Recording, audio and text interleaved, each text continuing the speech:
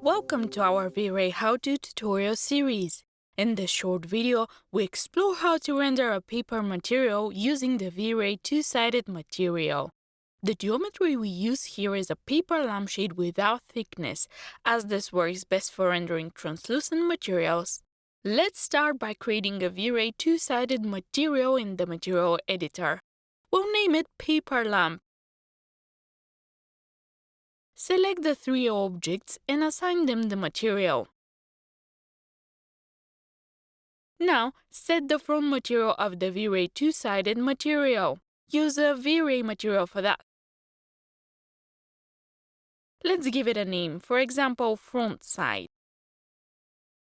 Then, connect the front side to the front material slot of the V-Ray two-sided material.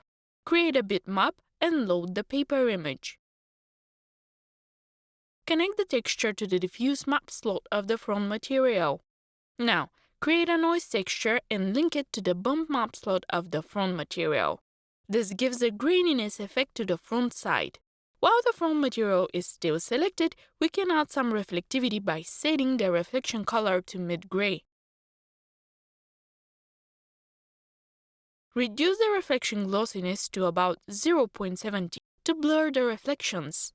Leave the rest of the parameters as they are. Their default values are good enough. Let's see the paper lampshade in the VFB. Start an IPR so we see the changes updated immediately. Good, but let's see how it changes when we change the translucency.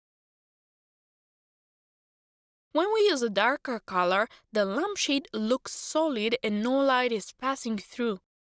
When the translucency is white, the light is passing through the front material. Let's turn the translucency back to mid-gray.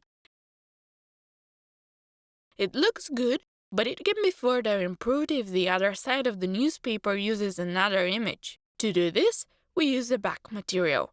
Let's create it. We use a V-Ray material and name it backside. Select the V-Ray two-sided material and enable the back material option.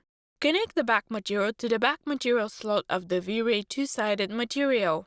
Add a bitmap texture with the backside paper image and link it to the back material's diffuse slot.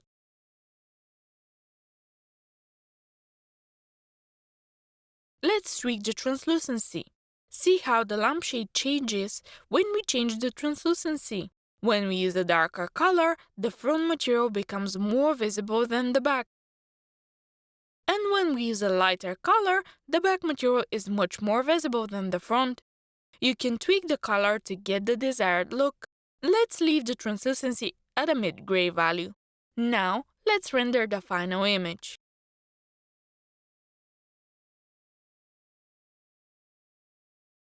Thank you for watching how to make a paper lampshade using a V-Ray two-sided material with V-Ray for 3ds Max.